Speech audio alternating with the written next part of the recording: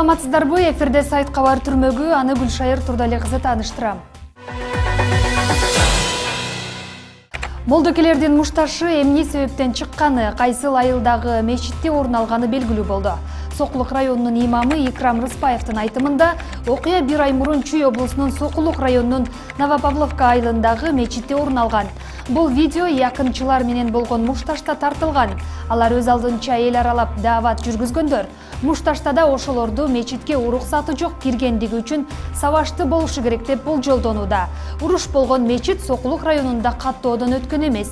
Бул мечитти 2016-жылы жеке ишкер өз каражатына салдырып, уламалар кеңешинин мүчөсү Махпур Иман болуп дайындалган. Ош облустук соттук медициналык экспертиза бюросунун Алай райондук бөлүмүнүн башчысы адам өлүмүнө байланыштуу жалган корутунду чыгарганы үчүн 3 жылга эркинен ажыратылды. Мындай өкүмдү Ош шаардык соту 2-май күнү чыгарган.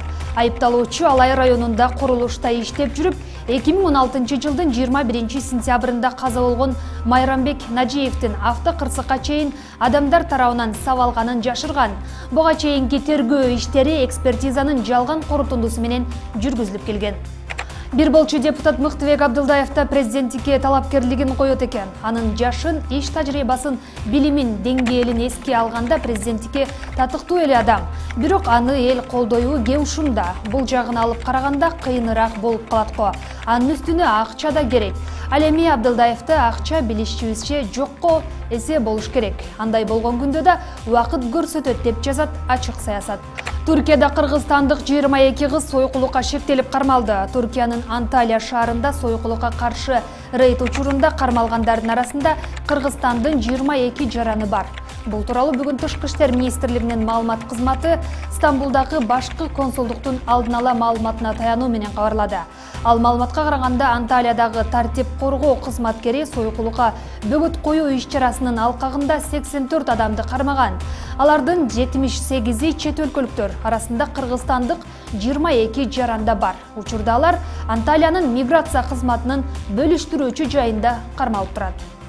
Facebook социалдык баракчасындагы тайпалардын бирине карышкырды улам бир итке талаткан видео жарыяланды. Видеону интернетке жүктөгөн адам окуя Кыргызстанда болгонун айтууда. Кармалган жапайы жаныбарларды ушинтип кордошот деп жазды интернет колдонуучу. Видеодо карышкыр жаш экени жана ал акыркы күчү менен карманып турганын байкаса болот. Айлана чөйрөнү коргоо жана Токой Чарба агенттиги аталган видео жазылма боюнча иликтөө жүргүзөрүн маалымдады.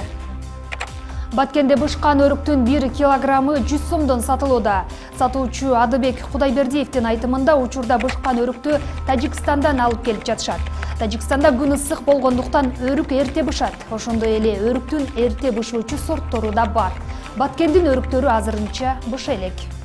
Аксы районунда өздүк Эйфель мунарасы пайда болду. Париждеги белгилүү курулуштун чакан көчүрмөсүн 20 жыл мурда мектепти аяктаган жашоочулар тургузду.